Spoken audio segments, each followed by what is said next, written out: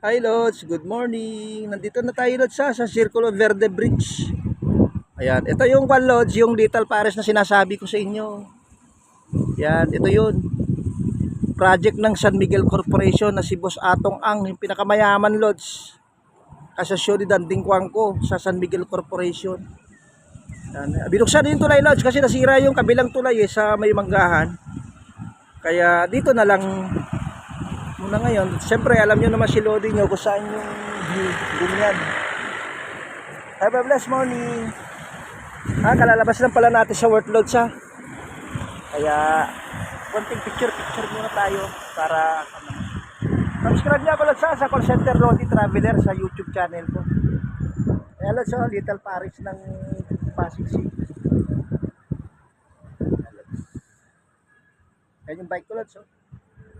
Yung kwan nga pala Lods, yung barge nasira, natangay ng bagyo kahapon, July 24, 2024. Natangayan ng mga alas 3 daw ng hapon, sabi ng GMA 7. Yan, yung tulay na makikita nyo Lods, sa harap na yan, diretso ng Rosario, Pasig yan Lods. Yan, bali tatlo na yung tulay dito, yung nasa kinatatayuan natin. Kwan pala ito, Little Paris ng Manggahan, Pasig. Connected ito Lods sa daan papuntang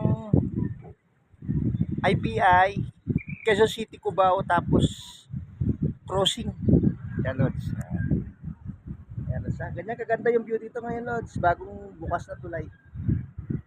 Have a blessed morning. Salamat sa Panginoon kasi wala nang bagyo. Dumihis na. At marami rin naapektuhan. Kasama rin si Lodi nyo na naapektuhan sa Montalban Pass, sa Montalban Rizal. Okay lang. Pasalamat pa rin tayo sa Panginoon kasi binibigyan tayo ng blessing araw-araw. Kahit binabagyo tayo. Yan lang sa Little Paris. Hanggang sa muli. Have a blessed day. Magandang buhay. Hello sa bike ko.